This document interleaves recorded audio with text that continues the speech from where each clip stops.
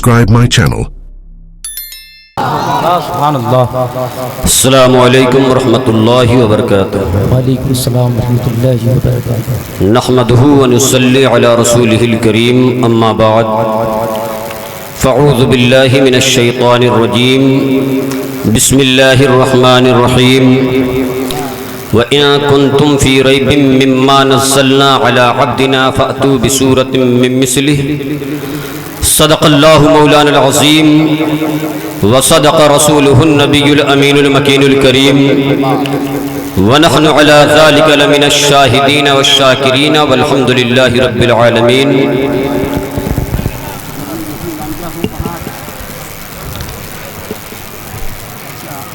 عشق و اخلاق و وفا شان نہ جانے دیں گے،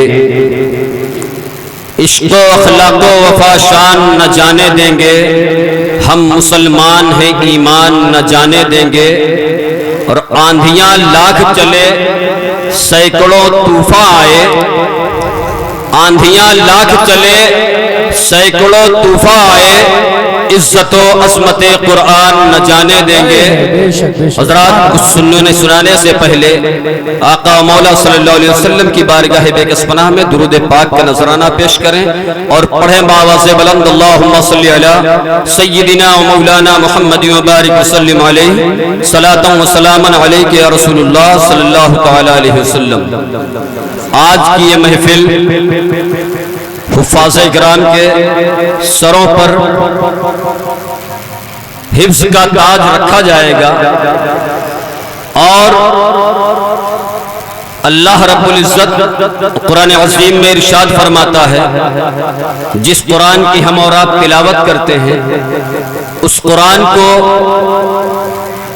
لوگوں نے بدلنے کی کوششیں کی، لوگوں نے اس میں تبدیلیاں کرنے کی کوششیں کی، لوگوں نے اس کو جلا کر کے، لوگوں نے اس کو دریا میں ڈال کر کے ختم کرنے کی کوششیں کی، لیکن یہ وہ کلام ہے جس کو اللہ رب العزت نے فرمایا، نحن نزلنا الذکر وإنا له لحافظون، انا نحن نزلنا الذکر وإنا له لحافظون۔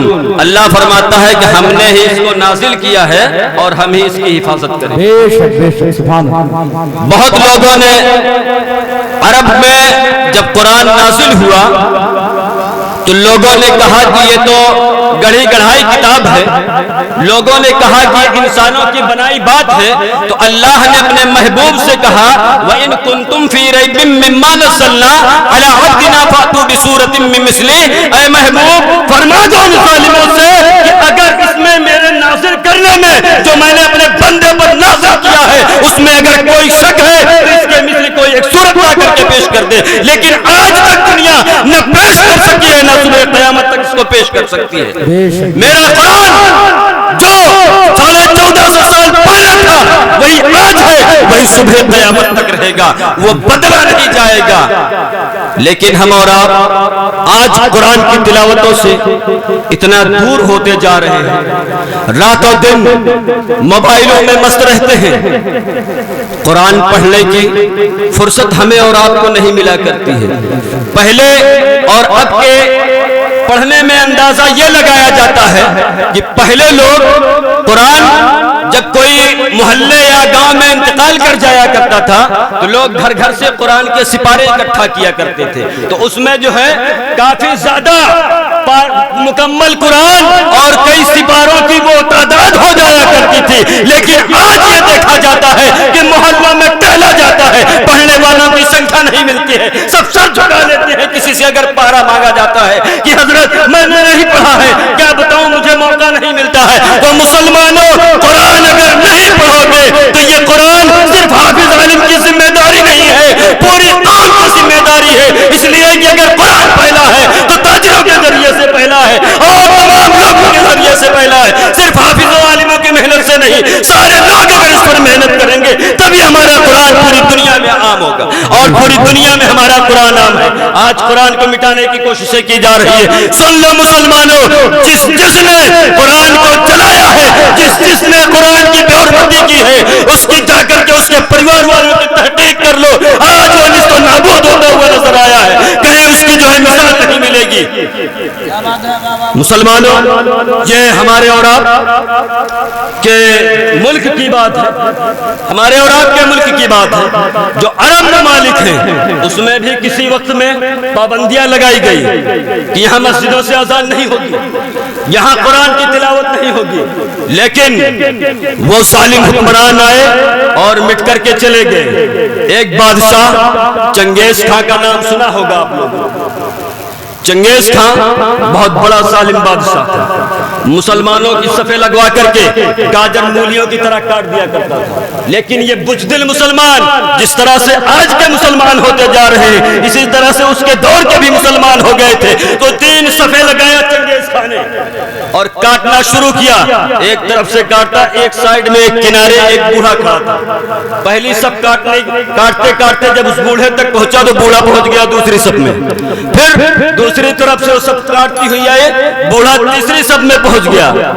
چنگیز خان اپنے گھوڑے پر سوار اپنے گیند سے کھیلتا ہوا دیکھ رہا تھا کہ بوڑھا پہلی صف سے دوسری صف میں گیا اور وہاں بچ گیا، اب وہ چاہ رہا تھا کہ دوسری صف سے تیسری صف میں چلے جائیں گے، لیکن چنگیز خان نے کہا اے بوڑھے میاں یہ بتاؤ اب تو تیسری صف آخری صف ہے، اب کہاں بھاگ کر کے جاؤ گے، اب کہاں بھاگ کر کے جاؤ گے؟ کہا میرا رب ہے، کہا میرا رب ہے۔ تو یہ زمین کسی کے باپ کی نہیں ہے، جتنی زمین ہے دنیا کی سب میرے رب کی۔ اور کسی شاعر نے کہا ہے جنگلوں میں بیابان، صحرا میں بیابان میں جنگلوں میں پڑھو اور مینار گر پڑے تو میدان میں پڑھو، مینار گر پڑے تو میدان میں پڑھو، یہ بے خبر نجومی تمہیں کیا بتائیں گے کل ہونے والا کیا ہے قرآن میں۔ تو قرآن پڑھو مسلمانوں۔ تو وہ بوڑھا آدمی کہا کہ میرا رب ہے، بچانے والا وہ ہے، موت دینے والا وہ ہے، وہ چاہے گا تو مجھے بتا لے گا۔ اتنا کہنا تھا کہ اس ظالم بادشاہ کے گیندا گرا، وہ گیندا اٹھانے کے چکر میں جیسے جھکا ویسے اس کا گھوڑا بکا اور بھگا، جب تک وہ بھاگتا رہا، جب تک کہ اس کے جسم سے روح نکل نہیں گئی تب تک وہ بھاگتا رہا۔ تو مسلمانوں جتنا ان لوگوں نے دیکھا تھا رب کی حقیقت کو دیکھا اور رب پر کلمہ پڑھ کر کے ایمان لا لیا۔ تو مسلمانوں آپ لوگوں نے ہلاکو کا بھی نام سنا ہوگا، اس نے عراق میں مسلمانوں کو صفحہ ہستی سے مٹانے کی قسم کھائی تھی اور سب کو کاٹ بال کر کے کنارے کیا۔ جو بچے تھے وہ جنگلوں میں چلے گئے تھے، جو جنگلوں میں چلے گئے تھے وہاں سے اپنے رب کی صدائیں بلند کیا کرتے تھے، لیکن جب وہاں رب کی صدائیں بلند ہوتی ہوئی ہلاکو کھا کا پوتا الگو کھا 1.5 لاکھ کا لشکر لے کر کے خانہ کعبہ کو ڈھانے کے لیے نکلا تھا، لیکن جب وہاں پہنچا تو فجر کی اذان اس کے کانوں سے ٹکرائی اور ٹکرانے کے بعد اس نے کہا کہ یہ کیسی آواز ہے؟ کہا یہ مسلمانوں کی اذان کی آواز ہے، یہ مسلمانوں کی اذان کی آواز ہے۔ کہا کیا ابھی ہرات کے دھرتی پر مسلمان باقی ہیں؟ کہا کچھ بچ گئے ہوں گے، جنگلوں میں اپنی پناہ لیے ہوں گے۔ تو کہا ان کو گرفتار کر کے لایا جائے، ان کو گرفتار کر کے لایا گیا۔ لانے کے بعد ان سے رب کی حقیقت پوچھی گئی تو انہوں نے کہا کہ میرا رب تجھ سے ذلیل جانوروں کو اس وقت روٹیاں کھلوا رہا تھا اور مجھ سے اپنی عبادت کروا رہا تھا، مجھ سے اپنی عبادت کروا رہا تھا۔ تو الگو خان کے دماغ میں اللہ کی حقیقت سمجھ میں آئی، وہ 1.5 لاکھ کا لشکر کلمہ پڑھ کر کے مسلمان ہو گئے۔ تو مسلمانوں گھبرانے کی ضرورت نہیں ہے، رب کو ایک مان کر کے اور اس کی ساری زمین کو اپنی مان کر کے جہاں رہو گے وہاں رب کی عبادت کرو گے، رب تمہارے جان مال عزت و آبرو کی حفاظت فرمائے گا۔ اپنا عقیدہ مضبوط کرو مسلمانوں، یہ دنیا کے ظالموں سے نہ ڈرو، دنیا کے حکمرانوں سے نہ ڈرو، ہمیں اور آپ کو اپنے رب کی ذات پر بھروسہ رکھنا ہے۔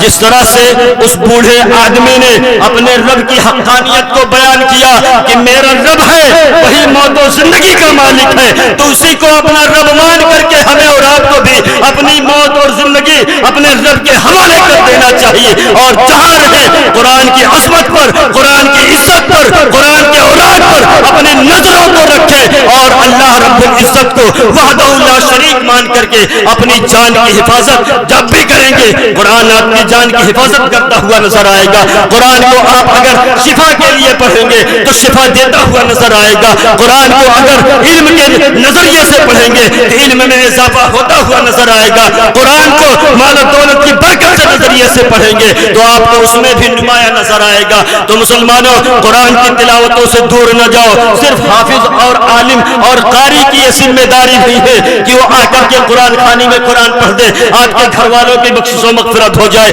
یہ آپ کی بھی ذمہ داری ہے. روز آپ دن بھر میں 24 گھنٹے ہوتے ہیں, ان 24 گھنٹے میں آج کو 4-10 منٹ جو میسر آئے. اللہ کہتا ہے فقرؤ ما تیسر من القرآن, جو قرآن کا وقت تمہیں میسر آئے اتنا ہی دیر پڑھ لو. لیکن آج کی قوم ہماری قرآن پڑھنے کے لیے تیار نہیں ہوتی. حافظ عالم صاحب گھر گھر جا کر کے قرآن کو پڑھانے کی کوششیں کرتے ہیں لیکن آج کی قوم وہاں بھی پڑھنے کے لیے نہیں تیار ہوا کرتی ہے. تو مسلمانوں یہ عہد کر لو کہ قرآن ہمارے رب کی کتاب ہے. اس قرآن کی عصمت کے لیے ہمارے بزرگوں نے اپنی جانوں کو قربان کی ہے.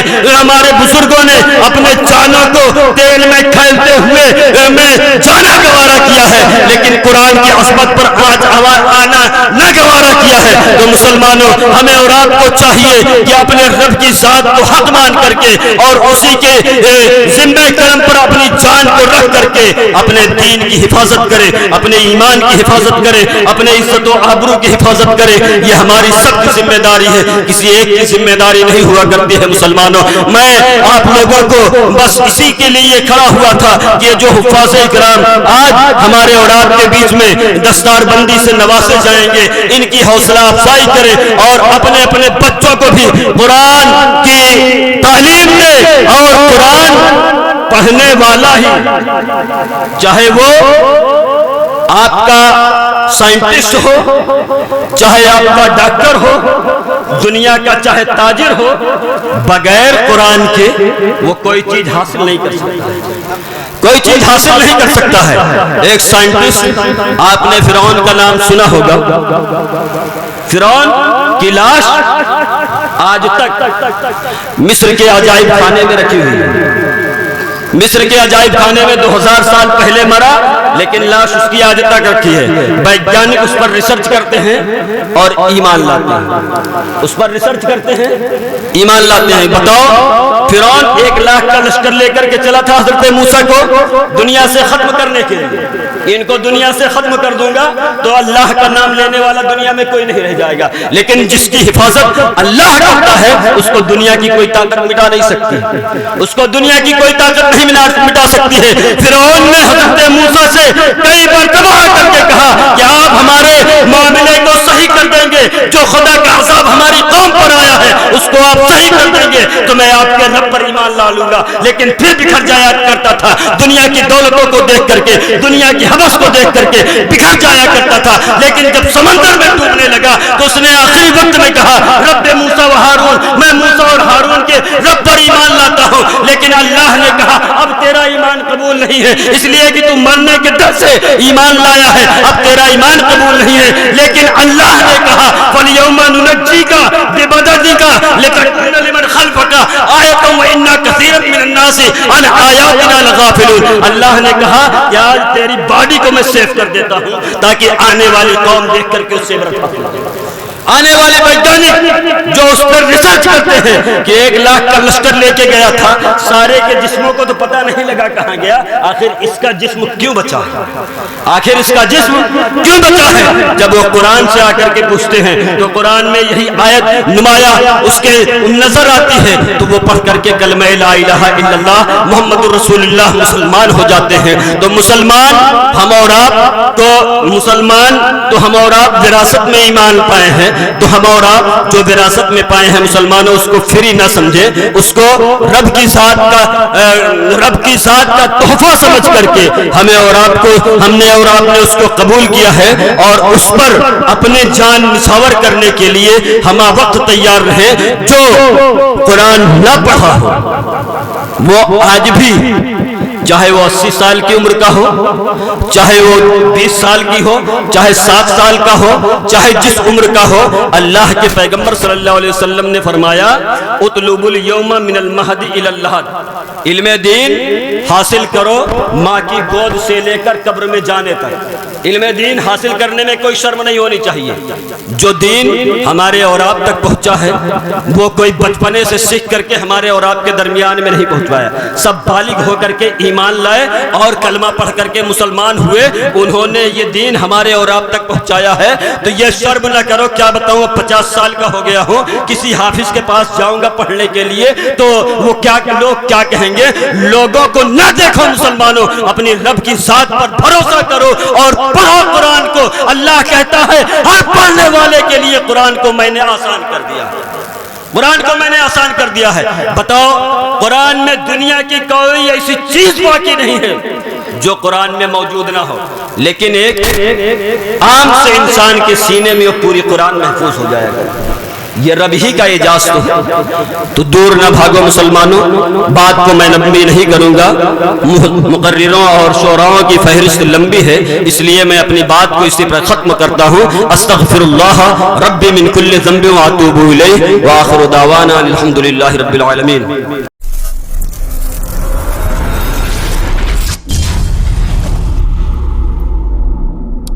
Subscribe my channel